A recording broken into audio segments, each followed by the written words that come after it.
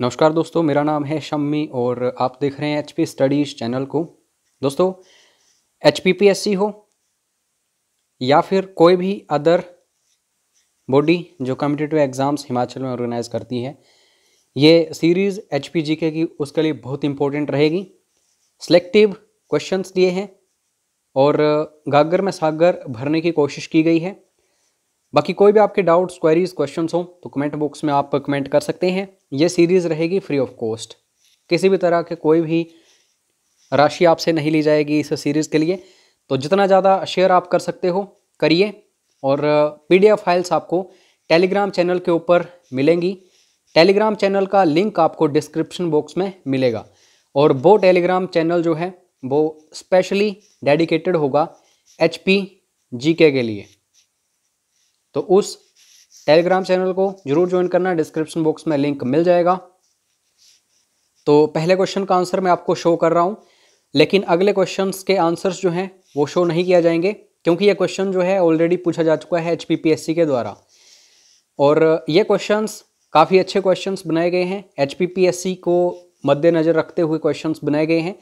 लेकिन इसका मतलब ये नहीं कि बाकी जो कमीशंस हैं या फिर बाकी जो बोर्ड्स हैं वहाँ पे ये क्वेश्चंस नहीं पूछे जाएंगे।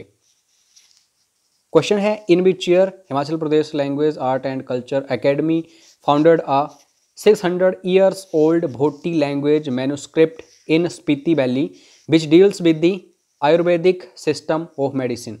तो आयुर्वेदा से संबंधित है ये वाली जो मैन्युस्क्रिप्ट है और इसको जो सर्च किया गया है ये HP language art and culture academy जो है उसने 600 साल पुरानी है ये।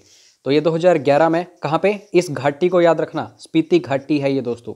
तो जरूर नहीं कि क्वेश्चन यही बनेगा कि कब इसको फाउंड किया गया था या किसके द्वारा फाउंड किया गया, ये भी पूछा जा सकता है कौन सी वैली है। तो स्पीति वैली है ये और ये आयुर्वेदा से संबंधित है। एचपीपीएससी कभी भी दोस्तों कॉपी पेस्ट नहीं करता, वो लॉजिक्स के अकॉर्डिंग क्वेश्चंस बनाता है। तो मैंने बड़ी कोशिश की है अच्छी तरह की एक ही क्वेश्चन में आपके कम से कम 5 क्वेश्चंस कवर कर दूं। एक और मैन्युस्क्रिप्ट है जो आपको अच्छे से देखनी है, थलोग लाहौल वैली में। तो ऊपर स्पीति वैली और ये थलोग जो जगह है ये लाहौल वैली। तो हो सकता है क्वेश्चन अगली बार यहाँ से आ जाए। नेक्स्ट है, 21 coins from Apollodotus have been found in टप्पा मेवा विलेज इन विच डिस्ट्रिक्ट। तो कोइंस जो हैं ये बेसिकली हिस्ट्री ऑफ हिमाचल जो है बड़ी अच्छी तरह एक्सप्लेन करते हैं। तो 21 कॉइन्स जो हैं अपोलोडोटस के टप्पा मेवा गांव जो है वहाँ पे मिले हैं। तो ये कहाँ पे है, ये दोस्तों हमीरपुर में है। तो ऑप्शंस में है नहीं, तो नोटा जो है नन ऑफ द अबव आप चूज़ कर सकते हैं। बाकी अच्छे से देखो, एचपी स्टेट म्यूज़ियम जो है 1973-74 में शिमला में एस्टेब्लिश किया गया था। क्वेश्चन आ सकता है कि एचपी स्टेट म्यूज़ियम कहाँ पे है, शिमला में है। तो बेसिकली जो इसके क्यूरेटर रहे हैं डॉक्टर बीसी ओरी, इनका नाम याद रखो। और 87 पंचमार्क्ड कॉइन्स सबसे पहले मिले थे, उनमें से 25 जो हैं ये भूरी सिंह म्यूज़ियम में रखे गए हैं। 1908 में बनाया गया है भूरी सिंह म्यूज़ियम चंबा में। 12 कॉइन्स जो हैं दोस्तों ये अर्की में मिले हैं, एचपी स्टेट म्यूज़ियम शिमला जो है वहाँ पे रखे गए हैं।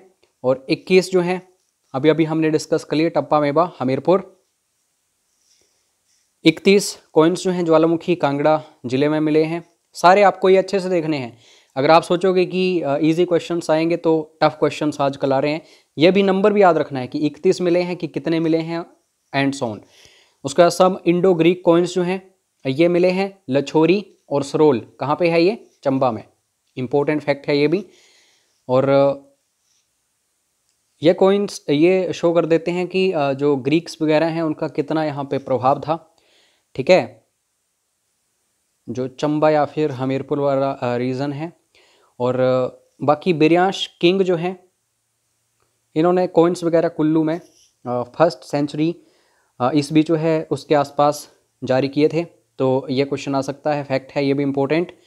और बाकी दोस्तों प्रशस्तियाँ हम देखें तो कांगड़ा में कहाँ कहाँ, तो ये दोस्तों आपको जो आज के टाइम में कांगड़ा है, त्रिगर्ता जो एक स्टेट हुआ करती थी, तो ये किसके किसके हैं, ये जो प्रशस्तियां हैं, एक लक्ष्मण चंद्र हैं और जो कि कीरग्राम से, और कीरग्राम जो आपको पता है बैद्यनाथ जो है उसका पुराना नाम, और एक हैं Jayachandra Trigarta.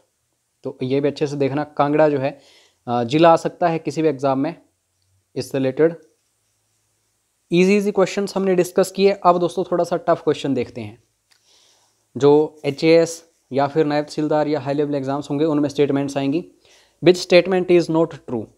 The earliest inscriptions have been found in Pathiyar and Kanihara in district Mandi. क्या ये सही है? यहाँ पे बोला गया नॉट ट्रू। तो ये जो है ये नॉट ट्रू है, यानी कि क्वेश्चन के अकॉर्डिंग ये ऑप्शन हो जाएगा सिलेक्ट। उसके बाद सुपुर इंस्क्रिप्शंस जो हैं हाटकोटी मंडी डिस्ट्रिक्ट जो है वहाँ पे, तो ऐसा नहीं है। ये बेसिकली पठियार और कनिहारा ये कांगड़ा में थे और ये शिमला में है, तो ये भी सिलेक्ट हो जाएगा क्योंकि मंडी दिया गया है। और उसके बाद सलानू जो है ये मंगलोर शिमला, तो ये भी सिलेक्ट हो जाएगा क्योंकि ये भी गलत है। और पूछा यही गया था कि नोट ट्रू, तो सारी की सारी जो है नोट ट्रू हैं, तो आंसर हो जाएगा ऑल, डी ऑप्शन सही होगा। तो ये देख लो, पठियार कनिहारा जो है कांगड़ा डिस्ट्रिक्ट, सोपुर जो है ये बेसिकली हाटकोटी, और सलानू जो है ये मंगलोर मंडी। अब नेक्स्ट क्वेश्चन है, ये क्वेश्चन क्यों है मैं आपको बताऊंगा इसके पीछे रीज़न। क्योंकि ऐसे तो कोई भी बोलेगा कि हमें नंबर्स याद नहीं होते एग्जाम में, तो कैसे इनको याद करके जाएं। How many inscriptions has been found in the Chamba region which are donatives in character and have been written in Sharada and Tankri scripts. ये जो लिपियां हैं, स्क्रिप्ट्स जो हैं, इनको अच्छे से देख लेना।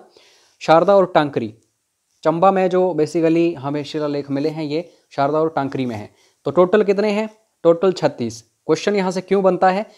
कहने को तो किसी भी डिस्ट्रिक्ट या फिर किसी भी स्टेट का पूछ लिया जाए, यहाँ पे दोस्तों सबसे ज़्यादा मिले हैं। चंबा जो है, चंबा रीजन जो है, इसके जो शासक थे ये बहुत ज़्यादा इन्होंने शिलालेख प्रोवाइड करवाए थे। तो 36 सबसे ज़्यादा कहाँ पे है? चंबा में है, इसलिए ये क्वेश्चन बनता है। तो ये 36 आपको याद रखना है।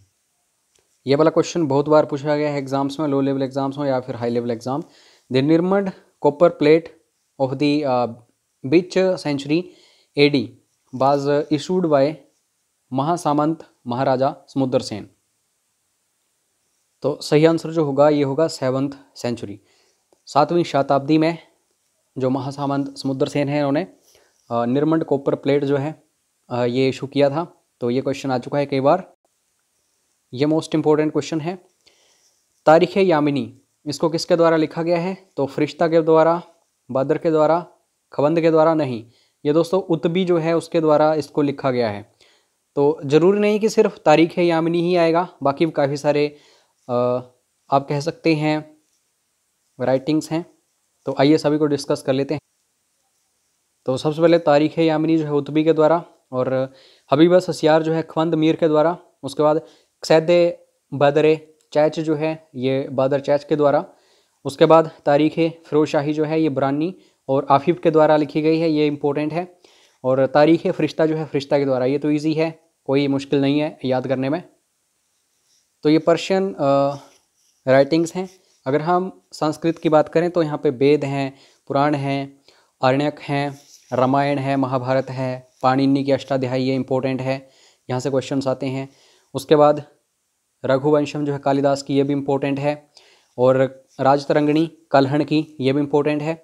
तो ये संस्कृत वाले हैं। बचित्र नाटक जो है ये रिलेटेड है किस गुरु से? तो सही आंसर जो होगा वो होगा दोस्तों गुरु गोविंद सिंह। ठीक है, जीवनी है ये गुरु गोविंद सिंह की। बाकी दोस्तों जो खालसा लिटरेचर हैं, बाकी जो भी हैं सिखों के द्वारा, तो उनके बारे में भी आपको पता होना चाहिए, क्वेश्चन आ सकता है। तो गुरु ग्रंथ साहिब जो है ये तो आपको पता है सिखों का धार्मिक ग्रंथ है।